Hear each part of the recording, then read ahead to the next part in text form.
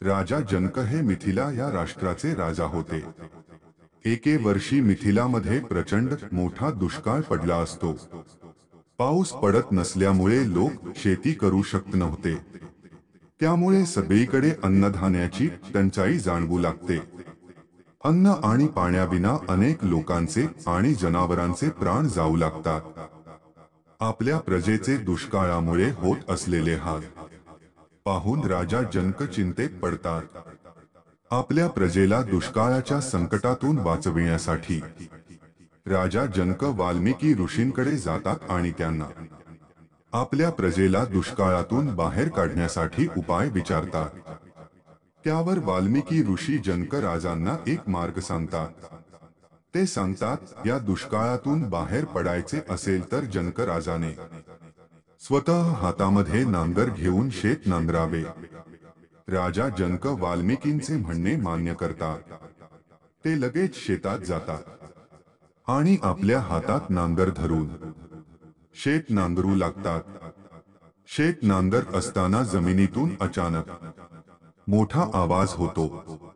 त्या आवाजाने तेथील सर्व लोक घाबरून जातात। राजा जनक चालवत असलेल्या नांगराला एक भक्कम वस्तू लागते आणि तेथील जमिनीमध्ये एक मोठी भेग पडते। जनक राजाने त्या भेग पडलेल्या ठिकाणी आणखी खोदण्याचा प्रयत्न करतो, तेव्हा त्याला जमिनीच्या आत एक मोठी पेटी दिसते। शिपायांच्या मदतीने ती पेटी बाहेर काढली जाते। जनक राजा ती पेटी उघडून पाहतो आणि आश्चर्यचकित होतो। त्या पेटीच्या आतमध्ये एक लहान मुलगी रडताना दिसते। ती मुलगी अतिशय सुंदर असते आणि त्या पेटीत तिच्या आजूबाजूला सगळीकडे माती असते। जनक राजा आणि त्याची पत्नी सुनैना त्या लहान मुलीला पाहून खूप आनंदी होतात। राजा जनक लगेच त्या मुलीला उचलून आपल्या कुशीत घेतो। राजाने मुलीला उचलून घेतल्याबरोबर मिथिलेमध्ये खूप मोठा पाऊस पडू लागतो। राजा जनकला अपत्य नसल्यामुळे तो त्या मुलीला दत्तक घेतो आणि तिचे नाव सीता ठेवतो। जमिनीमध्ये सापडल्यामुळे सीतेला धरती कन्या असे देखील म्हटले जाते। राजा जनक आणि त्याची पत्नी सुनैनाने सीतेचा आपल्या पोटच्या मुलीप्रमाणे सांभाळ करतात। मित्रांनो, सीतेच्या जमिनीमध्ये सापडण्यामागे देखील एक पौराणिक कथा पाहायला मिळते। सीतेच्या जन्माचा आणि रावणाच्या मृत्यूशी संबंध मानला जातो। जर सीतेचा जन्म झाला नसता तर रावणाचे मरण कधीच ओढावले नसते।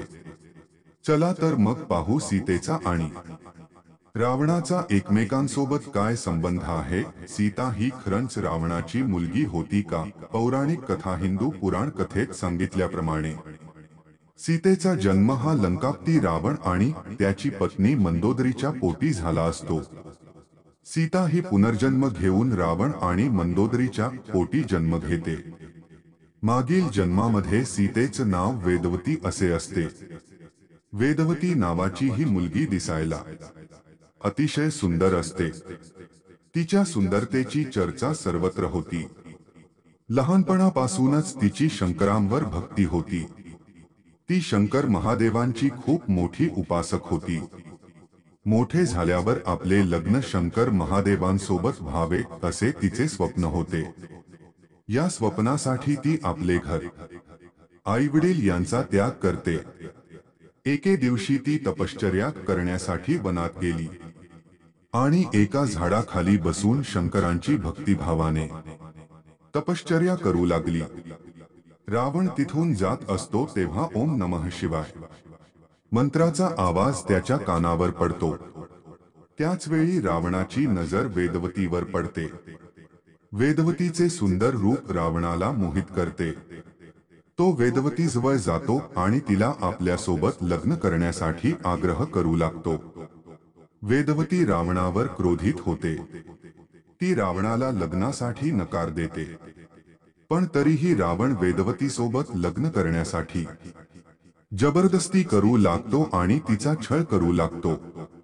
रावणापासून वाचण्यासाठी वेदवती यज्ञामध्ये आपल्या प्राणाची आहुती देते। मरणापूर्वी वेदवती रावणाला एक शाप देते. तू केलेल्या या कृत्याची शिक्षा तुला एक ना एक दिवस नक्की भेटेल. मी पुनर्जन्म घेऊन तुझी मुलगी म्हणून जन्माला येईल आणि तुझ्या मृत्यूचे कारण देखील मीच असेल. काही काळानंतर रावण आणि त्याची पत्नी मंदोदरीला कन्यारत्न प्राप्त होते. रावण खूप खुश होतो, पण नंतर त्याला वेदवतीने दिलेला शाप आठवतो. त्याला खात्री होते, आपल्या पोटी वेदवतीने पुनर्जन्म घेतला आहे. तो फार घाबरून जातो. आपल्या मरणाच्या भीतीमुळे तो त्या लहान मुलीला मारण्यासाठी घेऊन जातो आणि तिला समुद्रात सोडून देतो.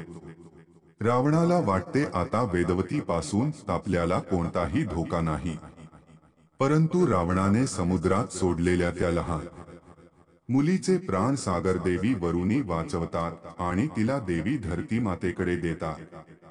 त्यानंतर धरतीमाता त्या कन्येला जनकराजा आणि त्याची पत्नी सुनैनाकडे सोपवतात. त्यानंतर ती मुलगी सीता म्हणून ओळखली गेली.